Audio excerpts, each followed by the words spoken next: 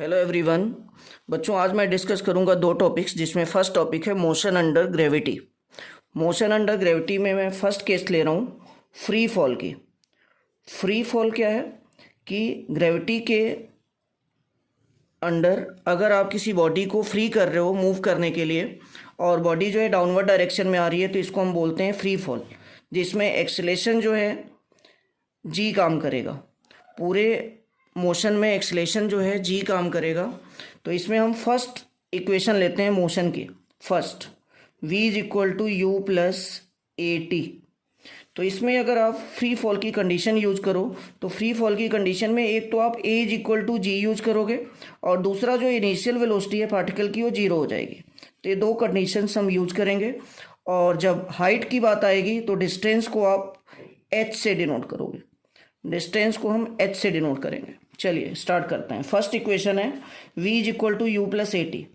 तो v is equal to u की value zero और a की वैल्यू g पुट करेंगे तो फार्मूला क्या बना, v is equal to g into t. V is equal to g into t. Second formula हमने पढ़ा है s is equal to u t plus half a t square. Half a t square. तो इसमें s की जगह h put कर रहा हूँ और इनिशियल वेलोसिटी जीरो है into T plus half a की value g into T square. तो यहाँ से h की वैल्यू आ गई हाफ जी टी स्क्वायर। तो ये सेकेंड इक्वेशन बन गई h is equal to half g t square. Third equation पे चलते हैं। थर्ड इक्वेशन क्या है?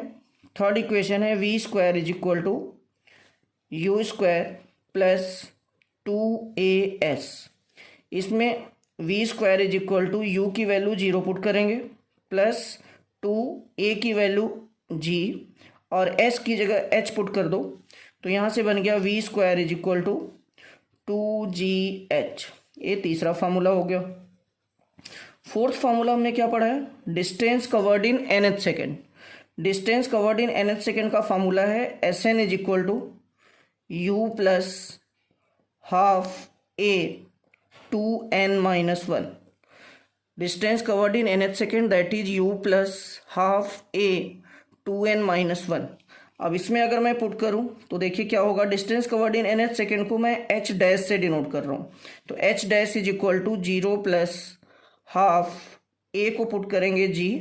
तो ये आ गया two n minus one. Means formula बन गया h dash is equal to half g two n minus one.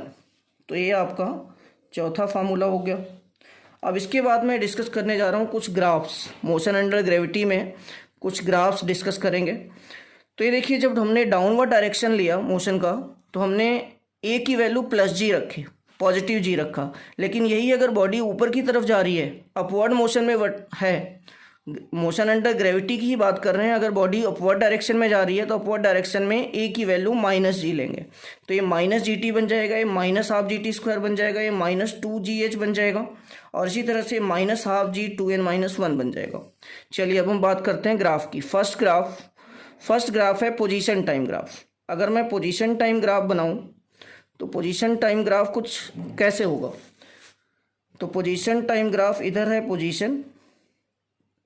Position और इधर है टाइम। तो पोजीशन टाइम ग्राफ में देखिए, पोजीशन टाइम ग्राफ कुछ यहाँ से बनेगा। h is equal to half g t square. h is equal to half g t square में आपको समझ आ रहा है कि ये ग्राफ जो है पैराबोलिक है और इसकी ओपनिंग किधर होनी चाहिए? h की तरफ। तो ऐसा ग्राफ होगा। ये है position time graph. Second graph velocity time graph. तो वेलोसिटी टाइम ग्राफ कैसे बनेगा? इधर आपकी वेलोसिटी है और इधर है टाइम। तो वेलोसिटी टाइम ग्राफ आप इस फार्मूले से सोचिए। यहाँ पे है v is equal to g t. G constant है, मतलब v proportional to t. v proportional to t means इस तरह का कुछ ग्राफ होगा, straight line graph. Third case, अगर मैं एक्सेलेरेशन टाइम ग्राफ बनाऊं तो एक्सेलेरेशन टाइम ग्राफ में आपको पता है कि एक्सेलेरेशन जो है यहाँ पे g है, दैट इज कांस्टेंट। तो एक्सेलेरेशन टाइम ग्राफ अगर आप बनाओगे तो एक्सेलेरेशन टाइम ग्राफ जो है कांस्टेंट रिप्रेजेंट होना चाहिए एक्सेलेरेशन। तो ये कांस्टेंट एक्सेलेरेशन कितना है? g। अगर एक और ग्राफ मैं डिस्कस करूं कि वेलोसिटी और पोजीशन किस तरह से आपस में वेरी कर रहे हैं, तो वेलोसिटी और पोजीशन के लिए मैं एक ग्राफ बना रहा हूँ। इधर है आपकी वेलोसिटी और इधर है हाइट h। तो यहाँ से देखिए height v² is equal to 2gh में जो ओपनिंग होगी ये पैराबोलिक ग्राफ बनेगा और ओपनिंग किधर होनी चाहिए, h की तरफ होनी चाहिए। तो h की तरफ ओपनिंग का मतलब ग्राफ कुछ इस तरह से बनेगा। तो ये थे हमारे 4 ग्राफ और ये 4 इक्वेशंस हैं। तो मोशन अंडर ग्रेविटी में जब फ्री फॉल की केस लोगे, मतलब बॉडी अगर डाउनवर्ड डायरेक्शन में मूव कर रही है, तो हमारे जो 4 इक्वेशंस मोशन की हैं वो कुछ इस तरह से चेंज हो रही हैं और ग्राफ कुछ इस तरह से वेरिएबल्स के बीच में बन रहे हैं। चलिए अब इसके बाद हम चलते हैं नेक्स्ट टॉपिक पे।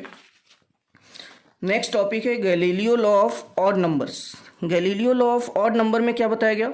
The distance traversed by a freely falling body during equal interval of time stands to one another in the same ratio as the odd numbers beginning with unity. मतलब इसमें ये बताएगा कि अगर किसी बॉडी को आप ड्रॉप कर रहे हो, फ्री फॉल कर रहे हो, तो फर्स्ट सेकेंड में जो डिस्टेंस कवर करेगी बॉडी, सेकेंड सेकेंड में उसकी 3 टाइम्स कवर करेगी और थर्ड सेकेंड में उसकी 5 टाइम्स कवर करेगी, फोर्थ सेकेंड में उसकी 7 टाइम्स कवर करेगी। मतलब अगर रेशियो निकालें तो उन डिस्टेंस की जो रेशियो आएगी दैट इज 1:3:5:7। चलिए इसको मैं बताता हूँ कैसे होगा। तो पहले जो है मैं distance covered in NH second का फार्मूला लिख रहा हूँ। Distance covered in NH second का फार्मूला है SN is equal to U plus half A 2n-1।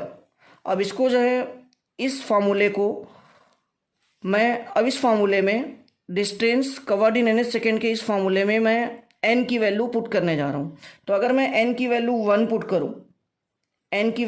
Put करूँ तो फ्री फॉल की केस है, ये फ्री फॉल की केस में मैं बात कर रहा हूँ फ्री फॉल। तो फ्री फॉल में क्या होगा, एक तो आप u की वैल्यू 0 पुट कर दोगे और a की वैल्यू g पुट करोगे।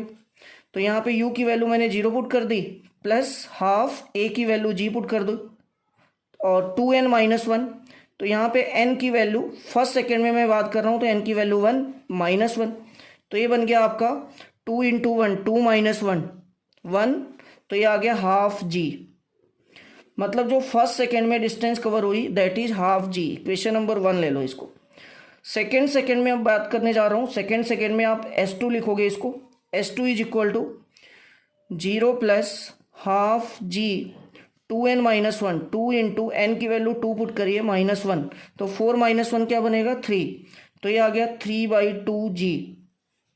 अगर मैं थर्ड सेकेंड में बात करूं तो S3 इज इक्वल टू क्या होगा 0 plus half g 2n-1 n की वैल्यू है 3 -1 तो ये बनेगा आपका 2 × 3 6 - 1 5/2g। इसी तरह से अगर आप फोर्थ सेकेंड के लिए डिस्टेंस निकालो कि पार्टिकल फोर्थ सेकेंड में कितने डिस्टेंस कवर करेगा अंडर फ्री फॉल, तो क्या होगा 0 प्लस हाफ g 2n-1 2 × 4 - 1 क्या बनेगा ये 2 × 4 8 - 1 7 तो ये आ गया 7/2g। अगर आपसे बोला जाए कि ऐसे ही आगे भी निकालो तो निकल सकता है।